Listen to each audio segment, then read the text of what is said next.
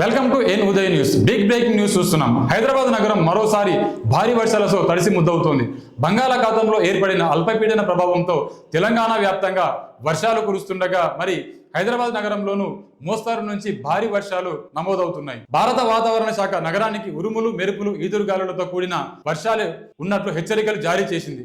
ప్రస్తుతం నగరంలోని పలు ప్రాంతాల్లో వర్షం పడుతుండగా ఎక్కువగా కనిపిస్తోంది. ఇక కూకట్పల్లి, మియాపూర్, చందానగర్, బాచ్పల్లి, నిజాంపేట్, మాదాపూర్, హైటెక్ City, Gachibowli, Banjara Hills, Jubilee Hills, Ameerpet, Panjagutta, Begumpet, Secunderabad, Uppal, LB Nagar, Dilsukh Nagar, Malakpet, Charminar పరిసర ప్రాంతాల్లో మోస్తారు నుంచి భారీ వర్షాలు కురిసే అవకాశం ఉందని అధికారులు చెబుతున్నారు.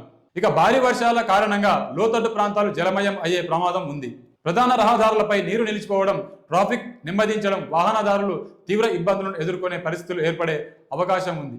ఇక ముఖ్యంగా చూసుకున్నట్లయితే నాలాలు, చెరువుల సమీపంలో నివసించే ప్రజలు అప్రమత్తంగా ఉండాలని అధికారులు సూచిస్తున్నారు.